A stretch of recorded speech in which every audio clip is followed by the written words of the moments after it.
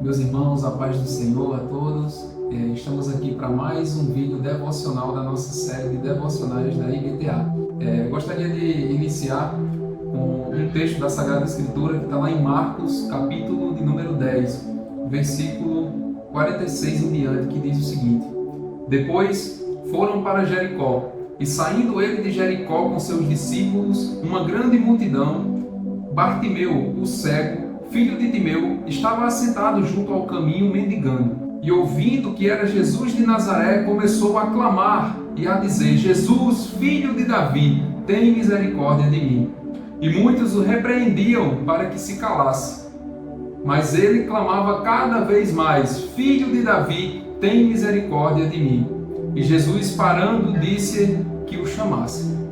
E o versículo 52 diz: E Jesus disse: Vai, a tua fé te salvou. E logo viu. E seguiu a Jesus pelo caminho. 2 capítulos antes, se você voltar 2 páginas na sua Bíblia, nós vamos ver outro milagre de cura, também de um cego, feito por Jesus, realizado por Jesus. Marcos capítulo 8, versículo a partir do 22, diz o seguinte: E chegou a Betsaida, e trouxeram-lhe um cego, e rogaram-lhe que o tocasse. E tomando o cego pela mão, levou-o para fora da aldeia. E cuspindo-lhe nos olhos e impondo-lhes as mãos, perguntou-o se via alguma coisa. E ele, levantando os olhos, disse: Vejo os homens, mas os vejo como árvores que andam. Depois disso, tornou a pôr-lhe as mãos sobre os olhos e fez olhar para cima. E ele ficou restaurado e viu claramente. São 2 milagres realizados por Jesus, muito próximos um do outro, mas com peculiaridades bem marcantes de cada uma das experiências, de cada um dos atos do nosso Senhor. Nós observamos que no primeiro caso, do cego Bartimeu, isso partiu dele. Ele, no seu ímpeto, gritou e provocou o seu milagre, até que as pessoas não aguentavam mais de tanto que ele gritava. Mesmo assim, ele prosseguiu, continuou insistente e conseguiu a sua vitória. Através da sua insistência, ele conseguiu chegar até Jesus, mesmo diante das pessoas que mandavam que ele se calasse, que não aguentavam nem ver esse homem que sofria e gritava ao Senhor para que esse sofrimento fosse aplacado. Essas pessoas não tiveram misericórdia, mas Jesus teve e o curou. Diferente desse, o cego de Betsaida, que nós lemos na sequência do capítulo 8 de Marcos, diferentemente, ele foi levado pelos amigos. Se nós observarmos o versículo 22, vai dizer: E trouxeram-lhe um cego e rogaram-lhe que ele tocasse. Então, diferente do primeiro, esse aqui tinha amigos verdadeiros que o levaram até o mestre e eles mesmos fizeram com que o mestre se chegasse até ele. Então a primeira lição já fica a partir das nossas companhias.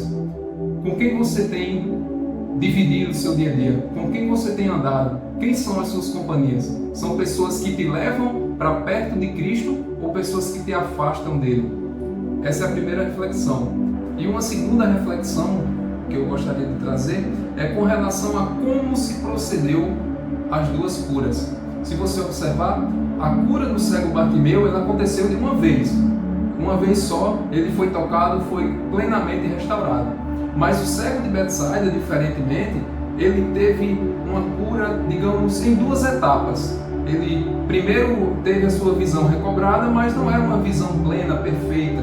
Ele enxergava de forma turva. E uma segunda vez Jesus teve que intervir e realizar a cura de forma plena e pura na vida dele. E eu fiquei me perguntando por que Jesus realizou dessa forma. Por incapacidade não era. Jesus ele era pleno, ele curou um de forma plena e esse em 2 etapas, mas ele curou também. Então havia um propósito para que Jesus tivesse feito essa cura em 2 etapas diferentes. E refletindo nesse texto, eu pude observar que isso acontece muitas vezes na nossa própria vida. Esse homem, se nós observarmos o versículo 25, ele diz o seguinte: Depois disso, tornou a pôr-lhe as mãos sobre os olhos e fez olhar para cima. E ele ficou restaurado e viu cada homem claramente. Então, ele foi restaurado, mas não foi restaurado de forma plena. A segunda vez que Jesus faz a cura, o texto diz, e fez olhar para cima.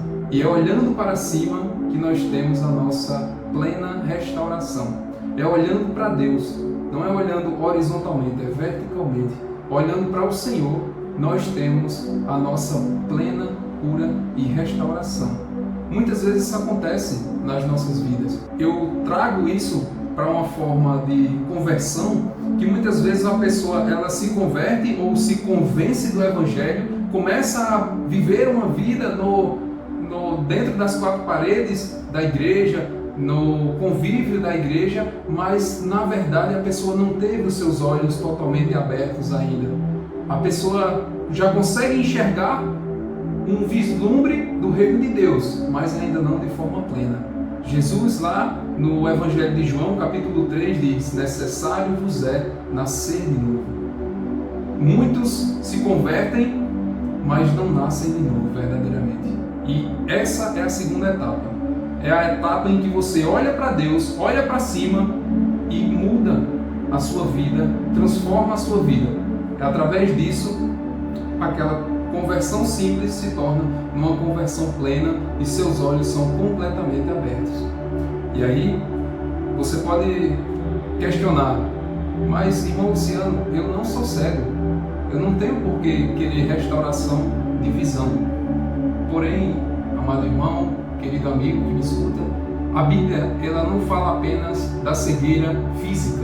A Bíblia também ela fala de uma cegueira espiritual. Nós vemos isso de forma clara no texto do Evangelho de João, no capítulo 9, que diz o seguinte: e disse-lhe Jesus, capítulo 9, versículo 39, eu vim a este mundo para juízo, a fim de que os que não veem, vejam, e os que veem, sejam cegos. E aqueles fariseus que estavam com ele, ouvindo isso, disseram-lhe: também nós somos cegos? Disse-lhe Jesus: se fosseis cegos, não teríeis pecado. Mas como agora dizes, vemos, por isso o vosso pecado permanece. Perceba que a visão que Jesus estava tratando aqui, apesar de ele acabar de ter realizado uma cura também nesse lugar, de um cego de nascença, por isso que os fariseus o questionavam a respeito desse tema, e ele usa isso de forma metafórica para dizer justamente: os cegos, na verdade, são vocês, que estão cegos espiritualmente para a verdade, que fecham os olhos para a verdade e não querem enxergar e não querem deixar que o Senhor torne a sua vista plena. Então, não permita que as barreiras o afastem do Senhor, que as barreiras se coloquem entre você e Deus, o impedindo de enxergar aquilo que está diante dos seus olhos, que é o Senhor, que está aberto e apto para te receber e te transformar de forma plena e não incompleta.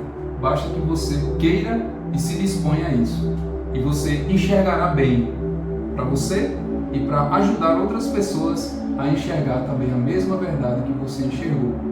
Para finalizar, nessa mesma linha, eu deixo um texto do próprio Jesus, que se revelou a Paulo e deixou um ensinamento poderoso para ele.